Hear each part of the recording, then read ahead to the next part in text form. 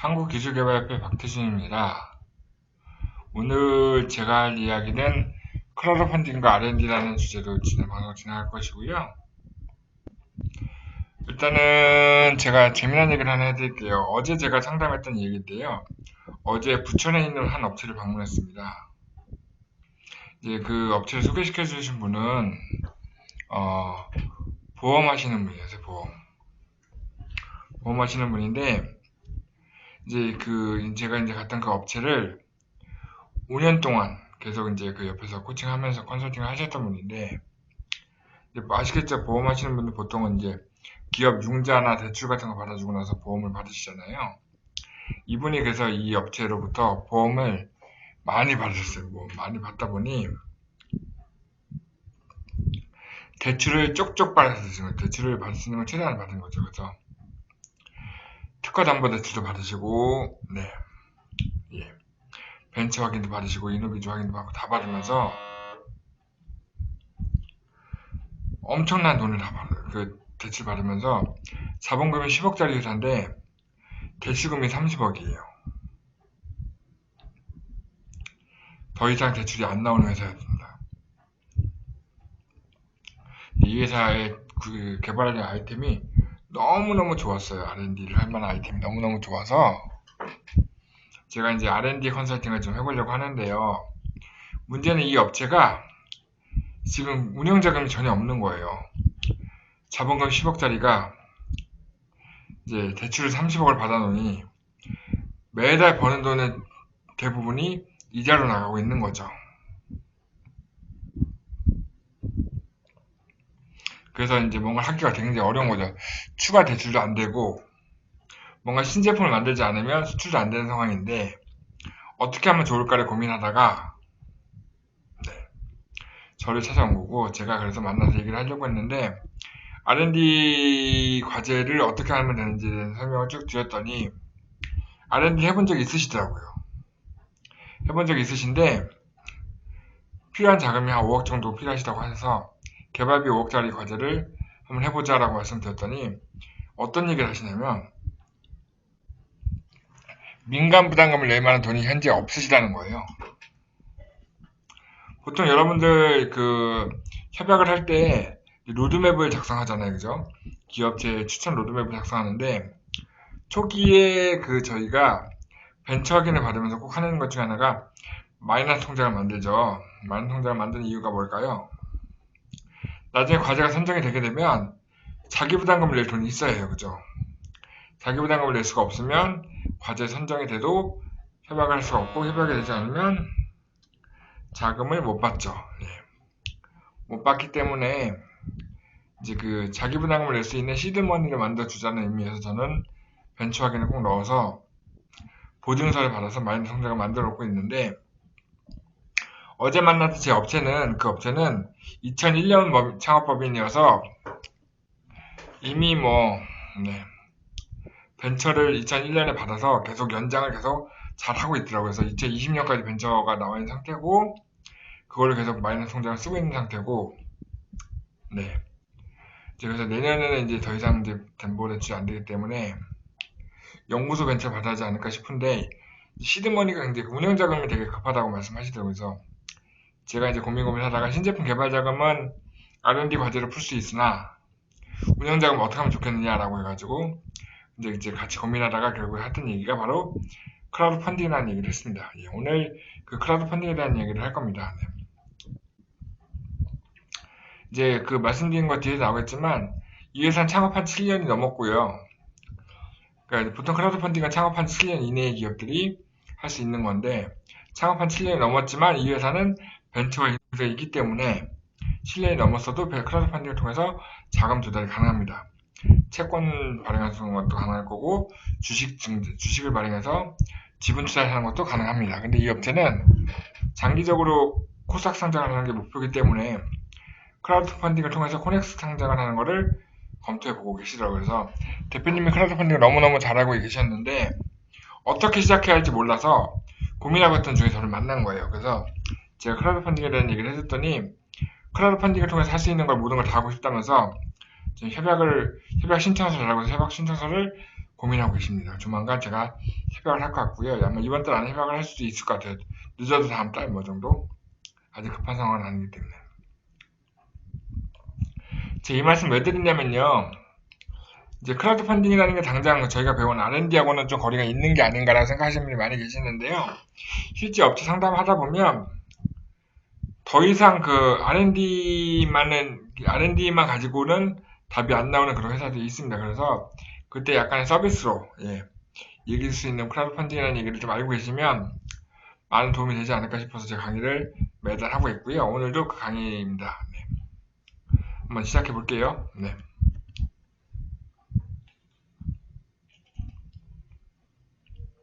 강의 제목은 크라우드 펀딩과 R&D라는 거고요. 네.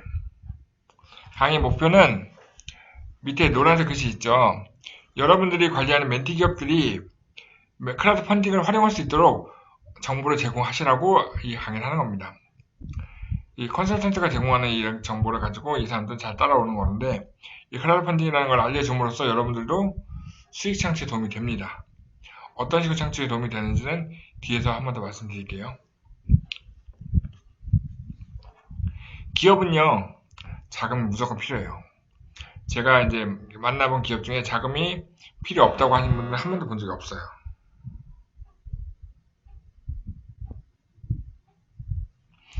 자금이 없으면 기업이 사망을 하죠. 네. 자금이 부족하면 영업활동이나 재무활동이 어려워지죠. 네. 자금이 부족하면 인력을 채용하거나 자재를 구입하거나 설비를 도입하는 게 어려워집니다. 그래서 자금은 굉장히 중요한데 이 자금을 도입하는 방법은 크게 두 가지가 있죠. 내부에서 조달하는 방법이 있고 외부에서 조달하는 방법이 있는데 내부에서 조달한다는 거는 벌어서 쓰는 겁니다. 벌어서 쓰고 남은 것들 쓰는 거죠. 네. 외부 자금을 대부분 많이 쓰죠. 내부 자금을 쓴다는 얘기는 회사가 잘 돌아가고 있다는 얘기고 자금이 필요하다는 얘기는 회사가 잘 돌아가지 않기 때문에 자금 필요해서 외부 자금 쓰는 건데 외부 자금 크게 두 가지가 있어요. 안녕하세요. 네. 외부 자금은 크게 두 가지가 있는데 내가 직접 자금을 직접 발행하는 자금을 직접 만들어내는 직접 금융이라는 방식이 있고 이제 그 외부에서 이제 그 남으로부터 자금을 이제 조달해오는 간접금융이라는 게 있는데 저희가 하는 방식은 주로 간접금융이죠. 은행에서 차입한다거나 정부에서 차입하는 거가 이제 간접금융에 해당하는 거고 이제 그 기업이 커지면 상장을 통해서 하는 것들이 이제 회사채를 발행한다거나 주식을 발행해서 자금 조달하는 방식을 직접금융이라고 합니다. 그래서 이 직접금융과 간접금융이 외부 자금인데 저희가 협회를 통해서 협회에서 하는 일은 대부분은 간접금융이죠. 그래서 오늘은 이제 이 간접금융 외에 직접금융을 업체들이 할 수 있게 저희가 가이드할 수 있다는 걸 알려드리려고 하는 거고요. 직접금융 가이드하는 방법을 오늘 알려드리도록 하겠습니다.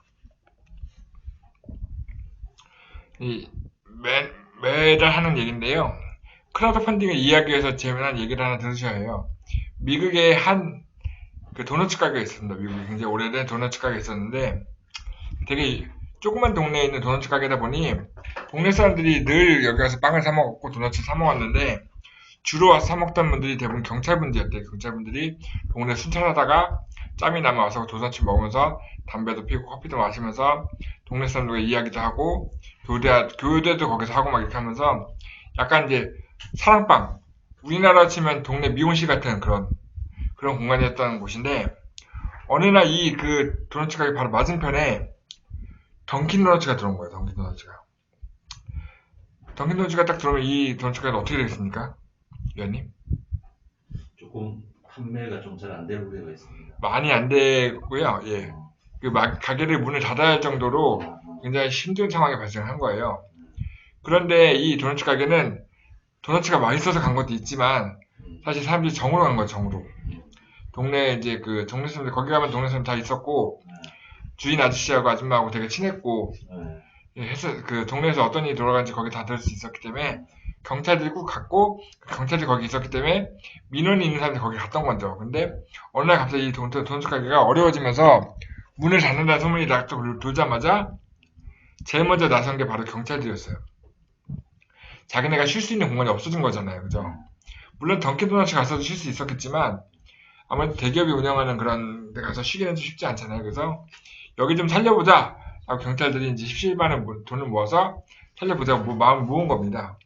근데 도넛 가게를 살리는 거는 경찰 9명이 가능했겠어요. 그죠? 그런데 던킨도넛을 이길 수 있는 돈은 못 만든 거죠. 그래서 이제 경찰들이 처음에 9명 모여서 돈을 모아서 도넛 가게 살려보려고 애를 썼지만 안 되자.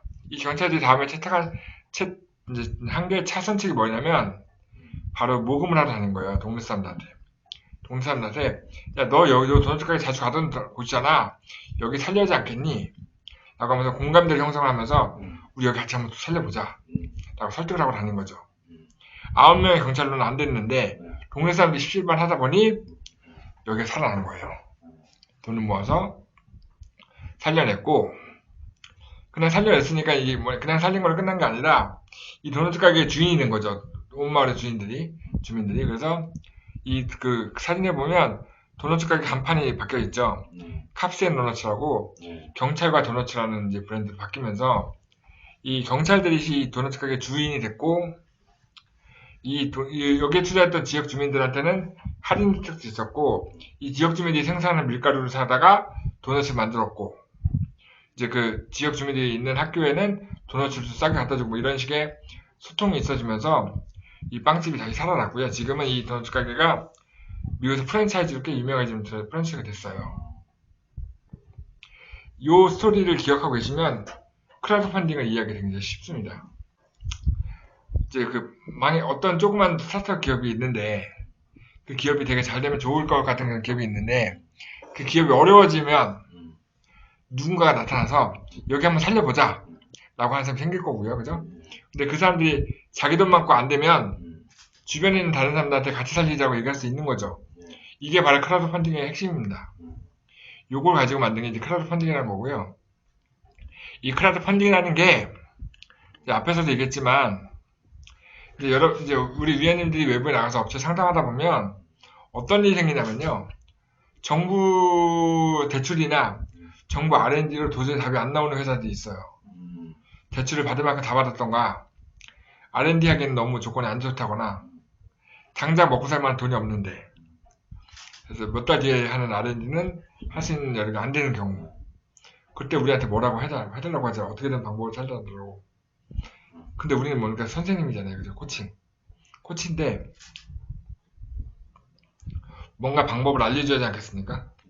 어렵든 쉽든 간에 방법이 있다는 걸 알려줘야 하니까 그때 알려주는 방법 중에 하나가 크라우드 펀딩인데 이게 기존에 이제 은행에서 대출받거나 정부에서 대출받는 방법을 대신할 수 있는 대한금융이다 라고 해서 요즘 대한금융이라는 이름으로 되게 활성화되고 있고요.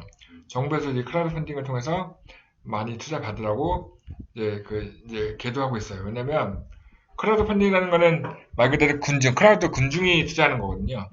군중이 투자하는 건 뭐냐면 소비자가 주주가 되는 거예요. 소비자가 기업에 투자한다는 얘기는 그 회사가 엄청 불쌍하든가 그 회사 제품이 시장에서 인정받는 거죠. 올해 초에 중기부에서 발표한 R&D 지침에 따르면 R&D 과제 신청하는 업체가 미리 민간에 투자를 받아갖고 오면 우선해서 줄게 라고 하는 발표를 했어요. 근데 민간 투자 받는 방법 중에 하나가 바로 크라우드 펀딩입니다. 민간 투자라는 게 크게 세 가지죠. 벤처 캐피탈로부터 투자 받을 수 있고요. 엔젤 투자자로부터 투자 받을 수 있는데요. 두 가지는 너무 어렵죠. 벤처 캐피탈은 정부 심사위원들보다 더 까다롭잖아요. 그죠? 엔젤 투자자는 누가 엔젤 투자자인지도 모르잖아요. 그죠? 찾기 너무 힘든 사람들인데 투자를 받아야 하잖아요. 그럼 어디다 받아야 하냐? 그 투자자가 누군지 드러나 있는 곳이 바로 크라우드 펀딩이에요. 그래서 우리나라에는 크라우드 펀딩 플랫폼 회사가 13개 정도가 있고요. 그 중에 저희 협회가 제휴가 되고 있는 거는 1위를 가지고 있는 와디즈라는 회사가 제휴가 되어 있고, 와디즈라는 회사는 회원이 70만 명. 70만 명의 투자자가 있는 거죠. 잠재 투자자가. 그 투자자로부터 투자를 받을 수 있는 거고요. 1년에 최대 누적으로 15억까지 받을 수 있어요. 작년까지 7억이었는데 올해부터 15억까지 연장되고요. 요즘 보통 5천에서 1억 정도는 되게 많이 받는 것 같더라고요. 근데 이것만 받는 걸로 끝나는 게 아니라 받고 나면 저희가 도와줄 수 있는 게 굉장히 많아져요. 저희가 크라우드 펀딩에 추천해 주는 것 자체는 큰 돈이 안 되겠지만 받은 사람들이 더 나은 기회를 얻기 위해서 저희의 코칭을 받아야 하기 때문에 받기 위해서는 코치 협약을 하게 되죠. 그런 식으로도 여러분들이 업체한테 도와줄 수 있는 도움의 툴이 될 수 있습니다. 그럼 이제 크라우드 펀딩이 어떤 종류가 있는지를 한번 알아보자고요. 크라우드 펀딩을 통해서 내가 얻고자 하는 게 크라우드 펀딩에 투자하는 사람들의 목표를 보는 건데요. 내가 이 투자를 통해서 뭔가 이득을 얻고 싶어 라고 하면 수익형 투자라고 수익형 펀딩이고, 이득이 아닌 다른 걸 얻고 싶어 하는 걸 비수익형이라고 합니다. 비수익형에는 기부형과 보상형이 있고요. 각각의 사례를 말씀드려 볼게요. 첫 번째 기부형입니다. 기부형은 내가 투자한 것 자체가 그냥 만족이에요. 우리가 이제 불쌍한 아이들 돕자 라든가 세월호에서 고생했던 소방관을 돕자, 이건 제가 돕자고 투자하고 해서 그 사람한테 뭘 받는 게 아니잖아요. 그죠? 저 사람한테 뭐 같이 사진 찍자고 하는 것도 아니고 단지 투자해서 고마웠다라는 걸 감사의 뜻을 보여주는 걸 만족하는 거죠. 이걸 이제 기부형이라고 하는데, 대표적인 사례가 세월호의 파란바지에 의인하는 김동수 씨. 김동수 씨라고 하는 소방관이 세월호 때 아이를 구하고 나서 정신적인 후유증을 겪게 되자 국민들 중 한 명이 와지자는 크라우드 펀딩 사이트에다가 우리 이 사람 병원 가게 돈 좀 모아줍시다 라고 했던 거예요. 그래서 목표 금액은 100만원이었어요. 100만원을 목자고 했는데, 여기 보면 펀딩 성공이라고 떠있죠.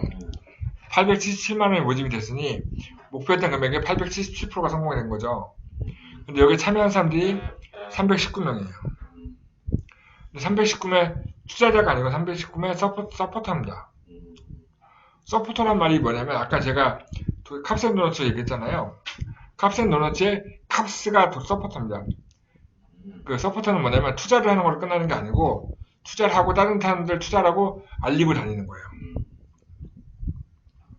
그래서 이제 크라우드 펀딩은 단지 투자하는 걸로 끝나는 게 아니고 알리는 건데요. 예를 들면 얼마 전에 아니고 벌써 몇 년 전에 문재인 대통령이 처음 대통령이 되고 나서 청와대로 중소기업 대표들을 부른 적이 있어요. 그때 이제 대한민국에서 나오는 수제 맥주를 갖다가 한 잔 돌렸거든요. 그게 이제 문재인 맥주라고 해서 한 이슈가 됐던 건데, 그 맥주도 크라우드 펀딩을 통해서 투자 받으려고 올렸던 거고, 마침 그때 거기에 투자했던 사람 중에 하나가 청와대에다가 이런 걸 추천한 거예요. 홍보한 거죠. 근데 그게 이제 TV를 타고 뉴스를 타면서 그 회사는 지금 대박이 났어요. 그래서 이제 크라우드 펀딩을 통해서 하려는 업체들이 원하는 것 중 하나가 뭐냐면, 단지 돈을 모으는 것 뿐만 아니라 우리를 알리는 거죠. 이 플랫폼에 정보를 올리는 순간 70만 명에게 노출이 되는 거잖아요. 그죠? 70만 명 노출이 되니까 돈을 모으는 것도 중요하지만 홍보도 되는 거죠. 좋은 아이템을. 제가 어제 만났던 업체가, 그 대표님이 사실 딱 65세쯤 되셨던 분인데, 딱 크라우드 펀딩 얘기를 하자마자 딱 핵심을 딱 알죠. 야, 거기 돈 못 받아도 70만 명을 다 알렸으면 대박인 거 아니야? 우리 좋은 아이템을 알려보자. 그래서 목표 금액은 한 5천에서 1억 정도 해가지고 많이 알려보자라고 얘기하시면서 진행하시겠다고 하셨어요. 저희는 심사를 하실 거고요. 곧 크라우드 펀딩 할 건데, 이 크라우드 펀딩에서 알리는 것도 굉장히 중요하다는 거 말씀드렸고요. 또 하나는 이제 보상형인데요. 제품을 주는 거예요. 제가 투자를 하면 제품을 주는 건데, 이 제품은 어떤 특징이냐면 얼리 어답터도 있잖아요. 남들이 쓰기 전에 특이한 제품을 먼저 쓰고 싶어하는 사람도 있잖아요. 그죠? 그런 사람들한테 되게 잘 먹히는 건데, 요즘 시내를 나가보면 버스 광고판에 이런 게 써있어요. 쇼핑하지 말고 와디즈 하라. 아까 말씀드린 와디즈는 우리나라 제일 큰 크라우드 펀딩 회사예요. 이거는 왜냐면 이 크라우드 펀딩 사이트 와디즈에 가보면 보상형, 리워드형 크라우드 펀딩 투자해보면 되게 특이한 제품들을, 우리나라에 처음 나오는 제품들을 펀딩 받고 있어요. 어떤 식으로 펀딩 하냐면, 제가 2달 뒤에 완성되는 제품이 있는데 지금 주문하시면 30% 할인해서 드릴게요. 지금 주문하면 80% 할인해 드릴게요. 근데 이제 정식 출시하기 바로 전에는 95%, 100%까지 팔겠죠. 미리 주문하시면 할인해 드릴게라고 하는 대신에 선주문을 받고요. 그 돈을 모아서 생산비를 쓰면 되는 거잖아요. 그죠? 그러니까 제가 지금 하고 있는 업체 중 하나가 있는데, 이란인들이 귀화했어요. 이란 사람들이. 이란 하면 제일 먼저 떠오르는 게 뭐가 있죠? 이란에서 세계에서 가장 좋은 거. 석유. 석류. 석류. 과일잖아요, 석류. 이란이 지금 미국으로 인해서 경제 압박을 받고 있죠. 제가 만난 분이 송도에서 석류 주스를 만드는 회사를 하고 있는 분인데, 이분이 이란에서 되게 잘 사는 분이었어요. 이란에서 잘 살아서 돈을 들고 한국에 와가지고 사업을 시작했는데, 이제 어떤 사업이냐면, 이란의 석류를 사다가 착즙을 해가지고 100% 석류 주스를 만들어서 파는 건데, 그걸 B2B로 파신 거예요, B2B로. 얘네 걸 사다가 희석시켜서 팔면 석류 주스인 거예요. 일반 우리가 먹는 석류 주스. 근데 문제는 뭐냐면, 자기의 재산의 대부분이 이란에 있는데, 이란에 돈을 못 꺼내오는 거죠. 미국 때문에. 경제 압박 때문에. 이란하고 은행 거래가 안 되는 거죠. 돈을 가서 현금을 들고 오지 않는 이상 안 되는 건데, 돈이 없으니까 갔다 올 시간도 없는 거죠. 그래서 이 사람들이 뭐라고 했냐면, 크라우드 펀딩에다가, 지금 내가 만든 100% 석류 주스를 그동안은 공장에 납품했는데, 개인한테 팔게. 500ml짜리 한 병에 10,000원인데, 지금 하면 5,000원 줄게. 미리 몇 억을 받으면, 그 돈을 모아서 석류 사오면 되거든요. 사다가 이제 몇 달 뒤에 주스를 만들어서 팔면 되는 거죠. 물론 그 과정에서 차익이 생길 거 아니에요, 그죠? 그럼 그 사람들은 돈을 벌겠죠. 내가 지금 돈이 없어도 제품을 만들 능력만 있으면 만들어 팔 수 있는 거고 수익을 낼 수 있는 거죠. 그게 바로 크라우드 펀딩이라는 거예요. 영국에 되게 재미난 가구 회사가 하나 있습니다. 영국에. 어떤 회사냐면요. 이 회사는 가구를 만들지 않아요. 가구 디자이너도 없고요. 가구 공장도 없어요. 근데 가구 매출만 1년에 5천억 이상 벌어요. 어떻게 버냐면 웹사이트가 하나 있고요. 여기에 회원 가입이 되어 있는 가구 디자이너들이 자기가 만들고 싶은 가구 디자인을 올려 있어요. 이렇게 올리면 이 회사 직원들은 이게 실제 만들 수 있는 가구인지만 확인해가지고 후보로 사이트에 올려요. 그러면 소비자들이 여기 들어와서 이 회사가 만든 디자인이 아니라 회원이 만든 디자이너잖아요. 그죠? 제가 보고 나 이런 가구가 나오면 사고 싶어 라고 하고 투자를 하는 거예요. 크라우드 펀딩을. 그러니까 이 디자인의 가구가 나오면 내가 살게라고 선투를 하는 거예요. 리워드로. 투자를 하면 주문을 이제 일정 금액에 차면 이 업체가 그 금액을 모아서 디자이너한테 가구 디자인을 시켜요. 디자인이 되죠. 그럼 계속 팔렸을 거 아니에요. 그 돈을 가지고 이 가구 디자인을 가지고 중국에다가 외주 줘요. 만들려고. 그럼 가구가 생산이 되죠. 그리고 나서 선투자한 사람들한테는 가구를 30% 싸게 줘요. 그리고 나중에 온 사람들은 100% 주고 사는 거죠. 그렇게 해서 1년 5천억을 벌어요. 이게 바로 크라우드 펀딩이죠. 그러니까 제품이 없는데 제품 아이디어만 갖고 이제 파는 거잖아요. 그죠? 그게 바로 리워드의 대표적인 사례인데 여기 올라오는 제품들은 리워드 크라우드 펀딩은요. 실제 제품이 아직 완성되지 않았어요. 근데 앞으로 만들 거야. 나는 만들 수 있어. 그러니까 나한테 투자를 먼저 해줘. 그러니까 그 투자가 먼저 사주는 거죠. 먼저 사주면 내가 해줄게. 그렇게 하는 거가 이제 리워드형 크라우드 펀딩 중에 하나이고요. 그 다음에 하나는 뭐냐면 우리가 돈을 모으면 제일 쉽게 돈을 버는 방법이 뭐가 있죠? 제일 쉽게 돈을 버는 방법이 돈이 많아요. 위원님한테 돈이 많으면 제일 먼저 돈 벌기 쉬운 게 뭐가 있죠? 돈놀이죠. 돈놀이. 사채놀이. 빌려주고 이자 받는 게 제일 좋잖아요. 그죠? 물론 이제 유태인들 되게 싫어하는 거지만 크라우드 펀딩도 사실 제일 먼저 한 게 대출이에요. 일반인의 돈을 모아서 개인 사업자나 개인한테 대출을 해주고 있어요. 지금도. 그러면 대출하면 뭐가 생기죠? 이자가 생기죠. 이자를 누구한테 주겠어요? 처음에 돈을 모아준 사람한테 나눠주는 거죠. 위원님 혹시 적금 드세요? 옛날에 좀 지금 안 하고 있습니다. 요즘 정기 적금 들면 얼마 정도 이자가 나오는지 아세요? 3, 4%? 그죠? 5%짜리도 거의 없어요. 그죠? 근데 크라우드 펀딩에 투자하면 얼마 나오는지 아세요? 8%에서 18% 나와요. 괜찮죠? 그러니까 지금 이제 돈을 넣을 수 없는 현금들을 갖고 있는 일반 직장인들로부터 뭐 돈을 하는 여러분들까지 다 요즘은 크라우드 펀딩에 투자를 해요. 그러면 최소 원리 1%에서 뭐 원리 2, 3%까지 나오거든요. 2% 넘어가는 거의 최대 거의 사채잖아요. 사채. 그죠? 근데도 사채가 되지 않는 선에서 많이 해주는 게 이제 크라우드 펀딩을 통해서 대출하는 비즈니스가 있죠. 대표적인 회사가 에이세컨드나 뭐 랜딧 이런 회사가 있고요. 페이스북 같은 데 들어가보면 뭐 대출 그 개인사업자 대출 수다 뭐 이런 얘기 많이 올라올 거예요. 거기는 은행권이 아니기 때문에 신용을 보긴 보지만 내가 대출받다고 해서 마이너스가 되진 않아요. 대신 이자가 좀 비싸. 중금리죠, 중금리. 옛날에는 이제 그 부동산 담보대출을 크라우드 펀딩 했던 것도 많이 있어요. 왜냐면 회수가 확실하기 때문에 믿고 투자할 수 있는 거죠. 요즘은 신용 담보도 많이 하고 있어요.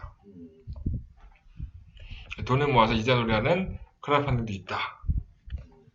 근데 이제 우리가 하는 경우는 뭐냐? 우리는 투자형인데 투자라고 하면 우리가 기업에 투자하게 되면 보통 뭘 받죠? 주식을 받죠, 주식을. 그러니까 주식을 주는 투자 방식이 있고 채권을 받는 투자 방식도 있어요. 회사채를 발행해가지고 내가 이제 얼마 투자할 테니까 나중에 몇 달 뒤에 나한테 얼마를 이자 붙여서 돌려줘. 이게 바로 채권이잖아요. 이건 하나 방식이 있는데 이게 아까 제가 시작할 때 얘기했던 더 이상 대출받기 어려운 기업들 이런 기업들이 아이템만 좋다면 해볼 수 있는 대한금융이죠. 근데 첫 번째 사례가 보통 요거를 많이 쓰는 데가 F&B 업계인데요. 프랜차이즈 업계들인데 이제 강서 달수 맥주라고 하는 맥주 프랜차이즈인데 유통망 확대 프로젝트가 뭘까요? 매장을 하나 더 오픈하겠다는 거예요. 그죠? 매장을 하나 더 오픈하려고 하는데 어디다 오픈할 거냐면 여기가 대구업체거든요. 대구업체가 서울에 매장을 하나 내고 싶은데 매장 하나 내는 돈이 얼마가 필요했냐면 1억이 필요했어요. 1억 정도가 필요했는데 1억을 모아주세요 하고 와디에 올렸더니 얼마가 모였나요? 2억 5,400이 모였어요. 그죠? 254%가 모인 거죠. 펀딩에 성공했는데 그러면 조건이 뭐였는데 아까 얘기했죠. 채권은 이자 주는 거예요. 그죠? 밑에 조건, 증권 발행 조건이 있죠. 연리 12% 주겠다고 했던 거예요. 아까 말씀드렸죠. 연리 3% 4%도 되게 5%도 없는데 12% 주겠대요. 얼마를 내면? 한 구자당 10만원 10만원을 내면 12% 주겠다는데 언제 뒤에 돌려줄 건데 1년짜리가 아니고 밑에 보면 만기가 3개월이에요. 3개월 만에 돌려주겠다는 거예요. 3개월 만에 돌려줄 건데 연리 12%니까는 원리 1%잖아요. 그죠? 그러면 3%를 이자 붙여서 돌려주겠다는 거죠. 10만원에. 그러면 이 회사에 대한 신용도는 크라우드 펀딩 회사가 투자했을 거 아니에요. 그죠? 그러면 제 같은 사람은 여기다 투자할까 안 할까요? 이자를 할 것 같지 않으세요? 요즘 직장인들 여기다 투자 많이 해요. 직장인들이 이제 그 카드값 쓰고 남은 것들 뭐 10만원, 20만원, 30만원, 50만원, 100만원 이런 돈을 여기에 투자하는 거예요. 그러니까 돈이 모이죠. 이 돈을 가지고 기업에 투자해 주는 거예요. 나쁘지 않은 비즈니스죠. 이게 바로 채권형이고요. 반대로 이제 주식 투자하는 방식도 있어요. 여기는 이제 성공한 사례가 아닌데 이런 식으로 된다는 거죠. 여기도 맥주 회사네요. 맥주 회사인데 수제 맥주를 만드는 회사인데 우리가 주식을 줄 거야. 한 주당 8,000원이에요. 8,000원이고 최소 한 사람이 20만 원을 투자해야 해요. 최소. 우리 회사 가치는 60억이고 8,000원씩 20만 원 투자하게 되면 이걸 모아서 증권 발행해서 지분을 증자할 거라는 거죠. 근데 약 2억 정도 모집하려고 했는데 7일이 남았는데 17%밖에 달성 못했죠. 여기는 실패했을 거예요. 그죠? 왜냐면 크라우드 펀딩 성공이라는 거는 기간 안에 목표 금액의 80% 이상을 모아야지만 성공이에요. 못 모은 데는 탈락이죠. 못 모았으면 그냥 날아가는 거예요. 뭐 3천만 모은 것도 못 받아요. 80% 이상 모지 않으면 못 받아요. 그러니까 이제 투자하는 사람 입장에서 뭐냐면 내가 투자했는데 다른 사람들 투자하지 않으면 여기가 믿음지 못하는 거잖아요. 그러면 내 돈이 안 나가는 거죠. 투자자 입장에서 되게 안전하죠. 그죠? 다른 사람들 투자해줘야지만 투자가 되는 거죠. 그럼 제가 만약에 반대로 내가 소심한 투자자면 남들이 투자 안 하는 상품에 내가 쓸데없이 돈 투자하지 않을 거니까 되게 좋은 안전장치가 되겠지만 나는 이 회사가 정말 잘 됐으면 좋겠어. 이 회사에 꼭 투자하고 싶어. 그러면 제가 뭘 해야 합니까? 아까 그 정책가처럼 주변에 알리고 야 너도 같이 투자하자. 라는 얘기를 하고 다니는 거죠. 홍보를 하는 거죠. 같이 하자는 얘기를 할 겁니다. 정말 아이템이 좋다면. 그런 우호 투자자가 있어야 해요. 그게 이제 그 서포터라는 이름을 가는 사람들이고요. 이렇게 지분을 주는 방식이 있어요. 실제로 사례가 있는가 볼까요? 요즘 반려동물 키우는 사람 굉장히 많잖아요. 반려동물이 죽으면요, 어떻게 하나요, 요즘은? 사람은 죽으면 장례도우미 서비스 주잖아요. 반려동물이 죽으면 장례도우미 서비스를 만들어보자 라고 하는 회사가 있었어요. 스타트 기업. 이 회사가 이 서비스를 만드는 돈이 얼마나 필요하냐라고 했더니 5천만 원 필요하다고 5천만 원 요청한 거예요. 5천만 원 모집을 했는데 5,300이 뭐였네요? 80% 넘었죠. 100% 넘었잖아요. 그죠? 성공한 거예요. 몇 명이 투자했을까요? 57명이 5천만 원 투자한 거죠. 한 사람이 얼마 정도 투자했을까요? 한 사람이 100만 원 좀 안 해. 여기는 5천만 원 투자 받은 거예요. 그죠? 5천만 원 받았겠죠? 이 회사는 5천만 원 얻은 거예요. 그죠? 이걸 알기 위해서 이 회사도 어떻게 했냐면 반려동물 키우는 사람들 커뮤니티 같은 데다가 우리 이런 거 하는데 여기 투자 좀 해줘라고 알린 거죠. 그랬더니 나도 개를 키우는데 나도 고양이 키우는데 나도 우리 애가 죽으면 저렇게 하니까 이용해야겠다고 하는 거죠. 군중도 이렇게 심리를 모은 거죠. 그죠? 그리고 이제 이 다음에 A%라는 회사인데 아까 말씀드린 우리나라 최초의 크라우드 펀딩에 의한 대출 회사입니다. 아까 제가 초반에 말씀드렸지만 작년까지는 크라우드 펀딩에서 받을 수 있는 돈이 1년에 최대 7억이었어요. 7억. 이 회사가 바로 7억을 만든 거죠. 목표 금액은 6억 9,900인데 결국 7억을 모으려고 했던 거고 7억 9천이 모였어요. 그죠? 100%가 넘으면 그 돈 다 가져가요. 그러니까 이제 7억 정도의 돈을 모아서 이 돈을 가지고 지금 대출하고 있어요. 이자율을 계속 하고 있기 때문에 이자는 계속 늘고 있을 거고요. 그죠? 안정적으로 대출을 계속 하고 있죠. 자금은 계속 늘 거니까. 그죠? 한동안 그래서 이 크라우드 펀딩 통해서 이 사채 놀이를 하겠다고 이제 약간 핀테크식 대부업체들이 굉장히 많이 생겼어요. 제가 아는 분도 하나 만들었었고 요즘은 이거가 너무 이제 많아지면 안 된다고 해서 크라우드 펀딩이 안 되는 항목 중에 하나가 됐어요. 뭐 굳이 만들려고 하면 되는데 잘 해주지 않아요. 사람들이 잘 안 하고요. 아까 말씀드린 것처럼 크라우드 펀딩은 F&B에서도 이제 많이 쓴다고 했는데요. 아까 이제 강서 달섬맥주처럼 부산의 명물 다 마마 된장이라는 된장찌개집이 있는데 여기도 서울에다가 매장을 하나 내려고 종각에 매장을 내려고 1억을 모았는데 1억 400 정도 모였어요. 여기에 누가 투자했는지 혹시 아세요? 부산 사람들이 투자했어요. 부산 사람들. 부산에서 먹던 그 마마 된장을 서울에서 먹고 싶어라고 했던 사람이 투자한 거죠. 얼마씩? 142명에게 1억을 모집한 거죠. 여기 대출이었고요. 뭐 자세한 건 나중에 봐야겠지만 여기 이자 준 거고요. 이 업체 입장에서는 여기 써있는 연리 10%네요. 연리 10%. 연리 10%의 대출을 한 거죠. 사실 연리 10%짜리 대출이 쉬운 건 아니죠. 그죠? 업체 입장에서는요. 나쁘지 않잖아요. 그죠? 내가 대출받을 수 있는 방법이 없는데 모아준 거고 이 사람들 홍보도 해줬는데 홍보비를 썼다고 그러면 해볼 만한 거죠. 그죠? 그래서 이 투자한 사람들은 마마된장 종각국장을 가서 먹어봤겠죠. 근데 이런 식의 돈을 모으는 방식을 제일 많이 쓰는 게 요즘은 바로 문화계입니다. 문화계. 영화 만들 때 예전에는 극장에서 영화를 보면요. 그 제작으로 해서 뭐 잘 모르는 사람들 이름 한두 개 나오잖아요. 그죠? 충무로에서 잔뼈 굵은 사채업자들 돈 많은 그 개인들이 투자 많이 했잖아요. 영화 만드는 거. 그죠? 지금은요. 개인 투자입니다. 그러니까 내가 정우성이 나오는 영화에 투자할 테니 정우성이 무대 인사할 때 그 옆에 앉아서 영화 보고 싶어 라고 하는 거죠. 그래서 돈을 모을 때 그렇게 만들어요. 근데 이게 영화 같은 경우는 법인이 만드는 게 아니잖아요. 그래서 특수목적법인이라고 SPC를 만들어서 투자 받아서 합니다. 그러니까 보통 여기도 7억까지 가능했기 때문에 이제 판도라는 영화는 망했지만 그게 나오기 전에는 기대가 많았나 봐요. 그래서 8억을 모았네요. 그죠? 그리고 요거는 이제 투자가 아니고 리워드 방식인데 물건을 판 건데요.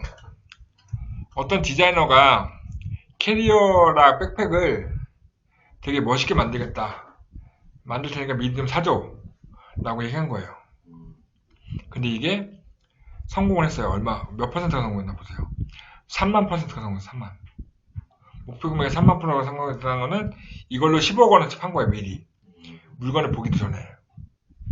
되게 재밌는 건 이 회사가, 이 디자이너가 가방을 처음 만든 거예요, 처음. 단지 디자인 시안만 가지고 이만큼 모은 거예요. 대박이죠. 아이디어가 있으면 얼마든지 할 수 있다는 얘기거든요. 아이디어 설정하시면 돼요. 여기 보면 그 페이지의 가운데 영상 플레이어 버튼 있잖아요. 내가 이런 가방 만들 건데 만들면 이런 가방이 될 거라는 걸 영상을 찍어서 올린 거예요. 그래서 크라우드 펀딩에 보면 대부분 영상을 넣어서 만들어요. 소개 영상을 만들죠. 추천된 같은가 소개 영상이 있는 거죠. 그래서 약 2만 명에게 15억 원어치 물건을 팔았어요. 지금도 팔고 있어요. 이 회사는 대박이에요. 보상형으로 돈 제일 많이 번대요.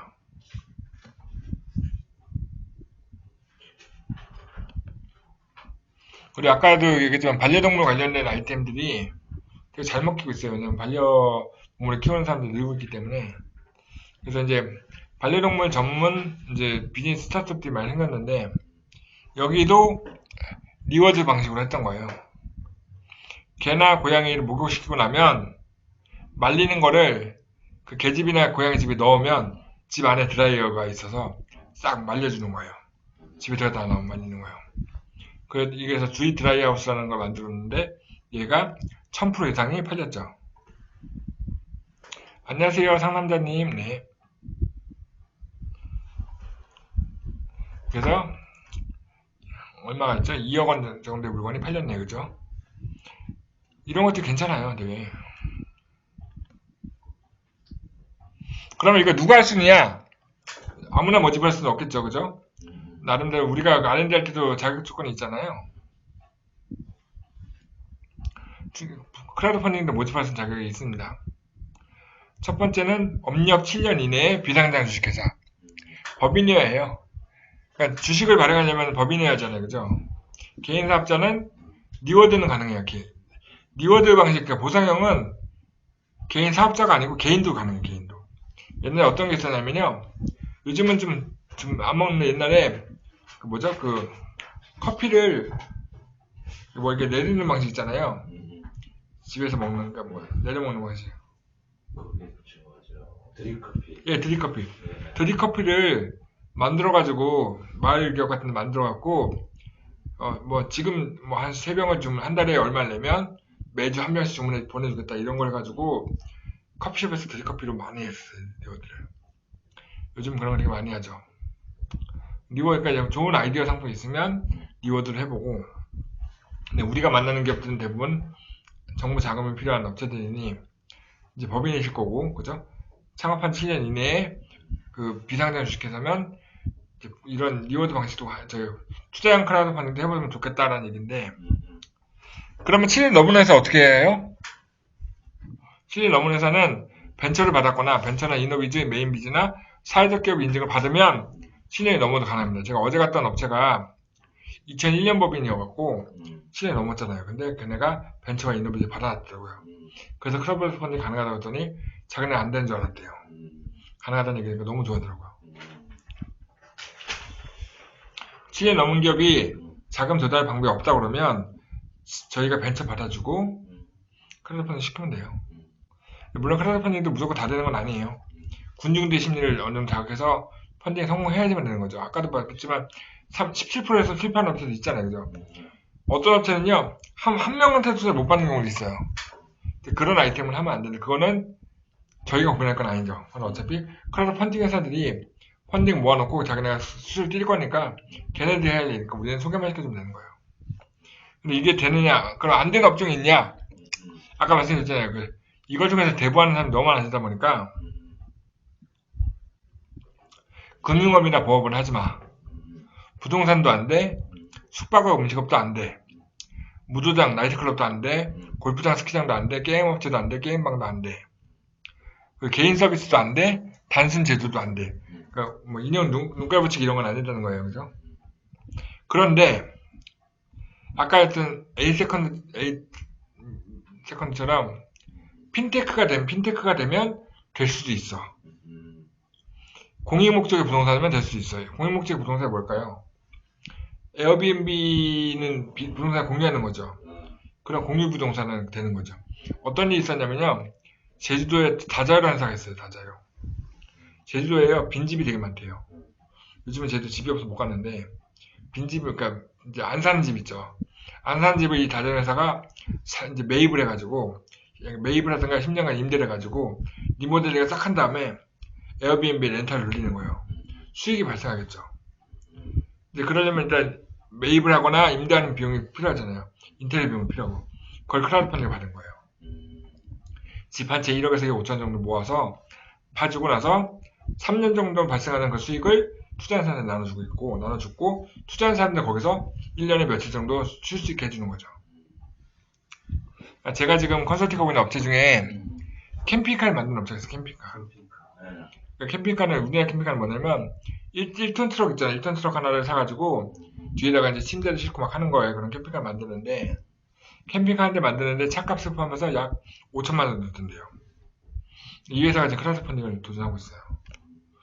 그러니까 그래서 한 사람이 10만 원씩 5천만 원 차가 모이면 그 한 대에 대한 권한이 있는 거예요. 그래서 1년에 며칠은 그 차를 쓸 수 있는 거죠. 그리고 내가 안 쓸 동안은 이 차를 이 회사에서 돌리는 거예요. 렌탈을. 돌려서 발생한 수익을 투자자한테 나눠주는 거죠. 이 회사는 뭐죠? 캠핑카를 만들면 돈이 생기잖아요. 자기는 계속 캠핑카를 만들어서 하면 되는 거죠. 나중에 R&D는 에어비앤비의 캠핑카 버전을 만들려고 해요. 왜냐면 우리가 주 5일 근무제가 되면서 주말에 놀러 가는 바쁘잖아요. 그죠? 근데 가면 제일 비싼 게 숙박비잖아요. 캠핑카가 있고 침대가 있고 그러면 위원님 아이들하고 가는 거 되게 괜찮지 않을까요? 다만 한 가지 문제라면 캠핑카가 대부분 이제 포터 같은 1톤 트럭 같은 거 하다 보니 일종 운전할 수 있는 분만 되는 거죠. 일종 운전 되세요? 네, 일종 운전. 그래서 이 업체가 최근에는 카니발 만드는 캠핑카를 만들고 있어요. 카니발. 그리고 이제 조금 더 큰 걸 원하시면 미니버스 같은 거 있잖아요. 20인 미니버스도 그 캠핑카를 만들게 하더라고요. 그래서 그런 거 만들어서 렌탈 돌리려고 하고 있고요. 그 만드는 비용을 모집하려고 지금 도전하고 있죠. 법인이면 되니까 7년 이내 법인이기 때문에. 이제 크라우드 펀딩을 할 동안은 다른 걸 하면 안 되고요. 제가 오늘 이 강의 끝나고 5시에 이제 그 네팔에서 온 분 한 번 만날 건데요. 이분이 굉장히 유명한 종로에서 굉장히 유명한 그 음식점을 하세요. 네팔 음식점을. 직원이 30명이에요. 그래서 상시 근로자가 20명이 넘어가는 음식점은 크라우드 펀딩이 가능해요. 여기를 가능하겠죠. 근데 그걸 할지 뭐 할지 모르겠어요. 왜냐면 음식점 프랜차이즈가 매장이 한 8개 정도 있기 때문에 제품 서비스 기술 개발까지도 할 수 있잖아요. 그죠?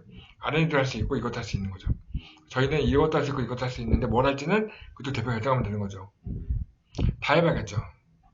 근데 이게 제가 작년에 만든 자료여서 작년까지는 한 기업당 최대 7억이었는데 올해부터는 15억까지 늘었다. 그래서 1억씩 3억씩 5번까지 하면 10억이 누적이 되죠.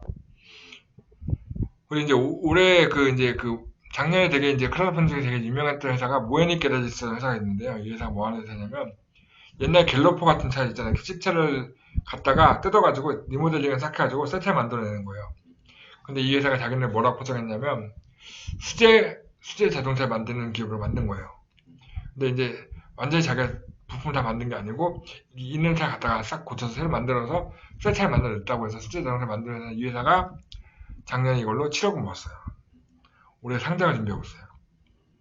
대박이지 않습니까? 왜냐면 크라우드 펀딩에 투자하는 그 70만 명 중에는 엔젤 투자자도 있고요. 벤처 캐피탈도 있어요. 이 사람들 딱 볼 때 뭐라고 생각하냐면 야 이게 이렇게 투자가 잘 되는 이유가 뭐 있어? 사람들이 이걸 원하는구나. 시장이 원하는 아이템이구나. 이거 투자해야겠다. 그동안에 투자하는 거는 그 투자자의 개인적인 직관적인 판단에 의해 투자하는 거잖아요. 이거 될 거라고. 근데 내 능력 갖고 안 되는 거가 시장의 반응이잖아요. 근데 크라우드 펀딩은 시장의 반응을 한꺼번에 볼 수 있는 거기 때문에 여기서 투자가 되면 뭐 시드머니 투자가 끝나고 나면 뭐 시리즈 A, B, C가 들어올 수 있는 그런 플랫폼이라서 장기적으로 기업을 키워보고 싶은 분들은 해볼 만한 플랫폼이라는 거죠. 이게 펀딩이기 때문에 이거 하는 동안 다른 펀딩을 동시에 할 수는 없어요. 그리고 심지어는 크라우드 펀딩 A에서 하고 있는데 B에서 동시에 못해요. 한 곳에서만 해요. 한 곳에서. 리워드 같은 경우는 할 경우는 여기서 이제 펀딩 받고 있을 동안 쿠팡 같은 거 팔면 안 돼요. 쇼핑만 싹 내려야 해요. 그래서 총판만 하시죠. 총판만. 직접 만들던가. 그리고 이제 우리가 하는 거는 뭐냐면 크라우드 펀딩 받으면 우리가 할 수 있는 게 뭔데? 우리 기업 R&D 지도사가 할 수 있는 게 뭐냐? 디딤돌 창업과제라고 아시죠? 창업성장 기술교육 과제. 그 과제 안에는요, 크라우드 펀딩 연계 과제가 있어요. 디딤돌 창업과제가 얼마죠? 얼마짜리죠? 1억 5천. 네.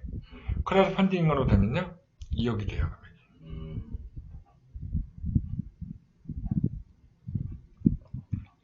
크라우드 펀딩을 성공한 업체가 R&D 과제를 도전하고 창업성장 기술교육 과제 하면, 왜냐면 크라우드 펀딩은 7년 이내 기업에 하는 거니까요, 해당이 되잖아요. 그죠?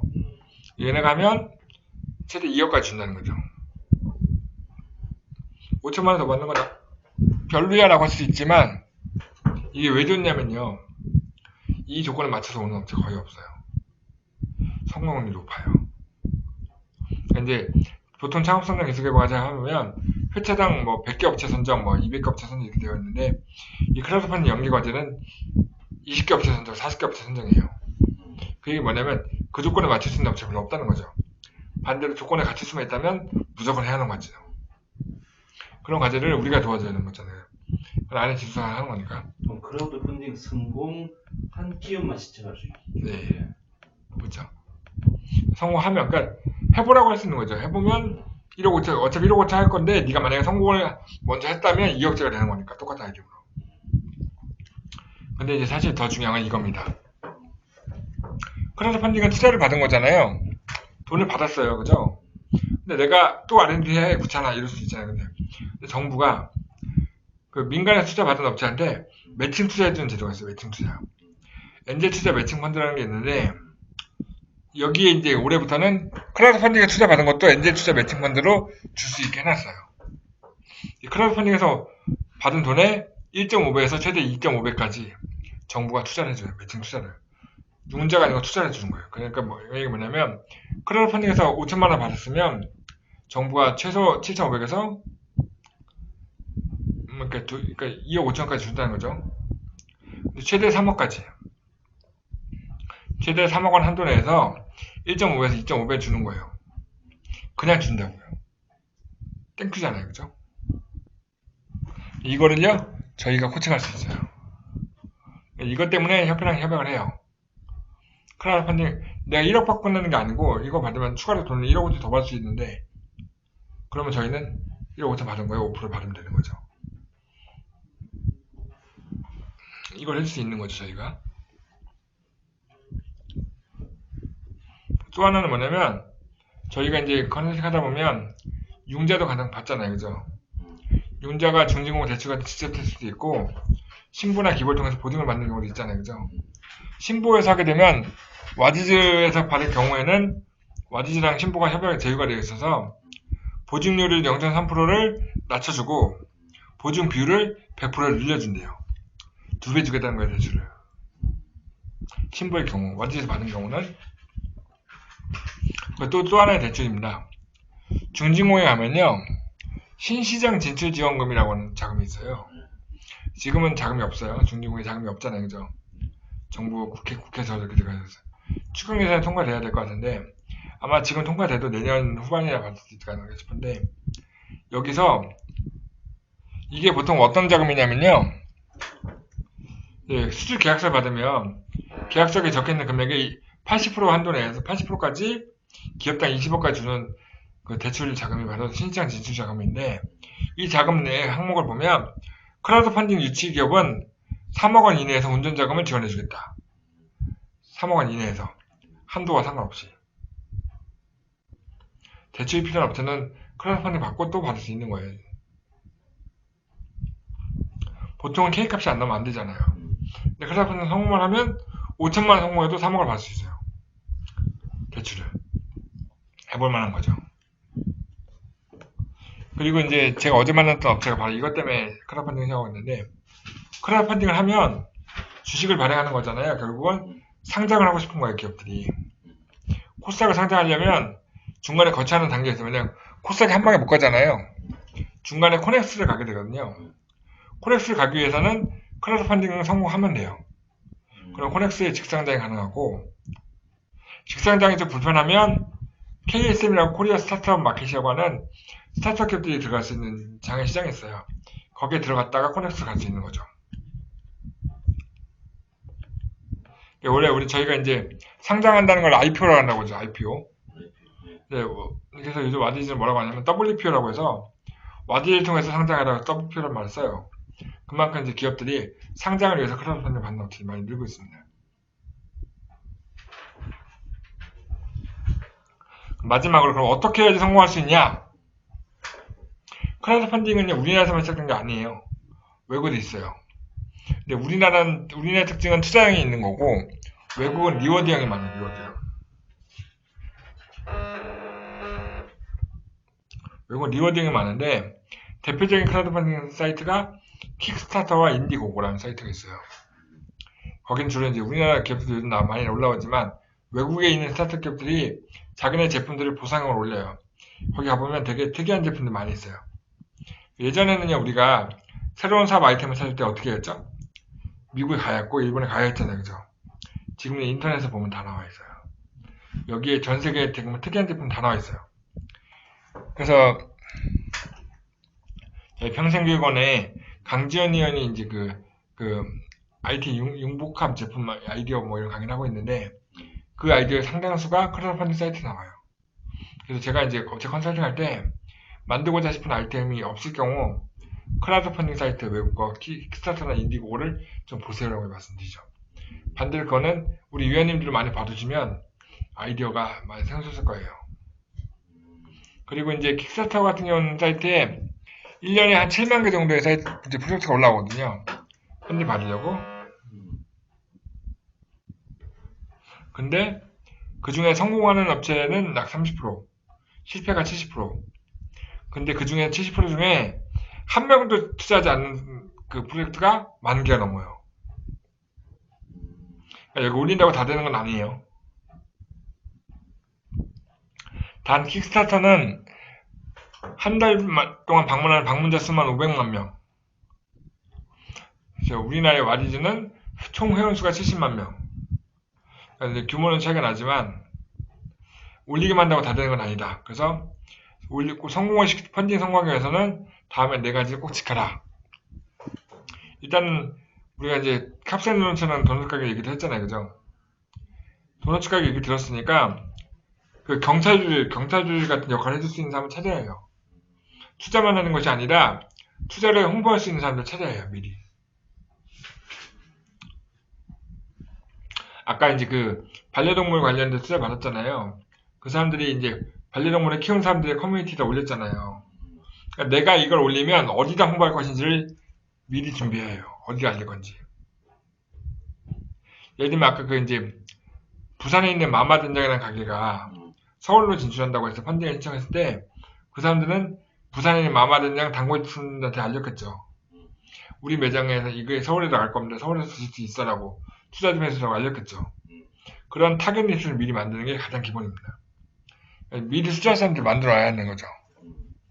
그리고 이거는 크라우드는 군중이잖아요. 말 그대로 군중 심리를 통해서 투자 받는 거거든요. 아니, 뭐냐면, 음식점을 갔는데, 어떤 집에는 사람들이 많이 서 있어요. 어떤 집에 손님이 없어요. 어디 가고 싶으세요? 손님 많은데. 투자를 하러 딱 와디즈 갔는데, 어디는 막 투자가 막 되고 있어요. 여기 한 명도 안 해요. 어디에 투자시켰어요? 투자되고 있는 거죠. 그 작업을 해야 해요. 바람잡이를 필요해요.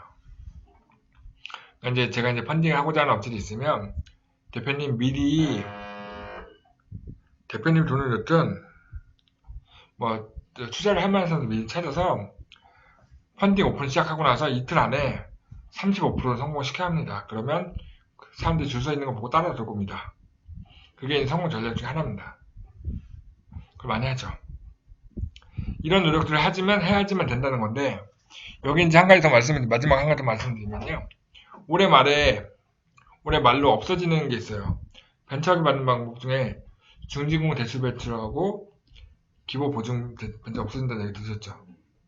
내년에 뭘로 해야죠? 투자 벤처 받던가 연구소 벤처 받아야 되잖아요, 그죠? 투자 벤처가 쉽지 않잖아요, 그죠? 크라우드 펀딩 투자 받으시면 돼요. 5천만 원만. 지금은 안 되고 이제 내년 되면 가능한 거죠. 그래갖고 지금도 투자 멘토가 되죠. 5천만 원 투자 받으면 되는 거죠. 그래서 이제 뭐 어떤 회사인지 얘기할 수 없지만 어떤 크라우드 플랫폼 회사 중에 13개 플랫폼 회사 중에서 1, 2, 3위를 제외한 나머지 회사들은 먹고 살기 자기네가 살아남기 위해서 벤처 장사를 하는 곳이 있어요. 돈을 넣어주고 펀딩 받으면 수수료 얼마 받는 분들이 있어요. 아마 내년에 그런 게 좀 더 많아질 거예요. 왜냐면 크라우드 펀딩을 받든가 엔젤 투자 5천만 받지 않으면 벤처 받기 힘들 거니까. 그런 작업들이 진행될 겁니다. 이렇게 해서 제가 이제 크라우드 펀딩에 대한 얘기를 1시간 정도 얘기를 했고요. 사실 저희는 기업체를 만나갖고 크라우드 펀딩 얘기를 먼저 하진 않아요. 먼저는 R&D 얘기를 할 거잖아요, 주로. R&D 얘기를 하는데 R&D나 대출로 답이 안 나오는 업체들이 간혹 있어요. 그때 크라우드 펀딩 얘기를 하실 수 있으면 더 좋을 거예요. 그러면 좋아요. 그리고 나서 크라우드 펀딩이 성공하고 나면 우리가 나머지 이런 걸 도와줄 수 있다. 엔젤 매칭 펀드 너무 좋아해요. 내가 발송했으면 1.5배가 또 생기니까. 그런 것들을 해보시면 좋을 것 같고요. 아마 오늘 강의만 가지고는 실전에서 부족한 부분이 많이 있을 거라 생각돼서 맨 마지막에 제 연락처를 넣어놨으니까 보시고 언제든 연락 주시면 제가 피드백을 드리도록 할게요. 오늘 강의는 여기서 마치도록 하겠습니다.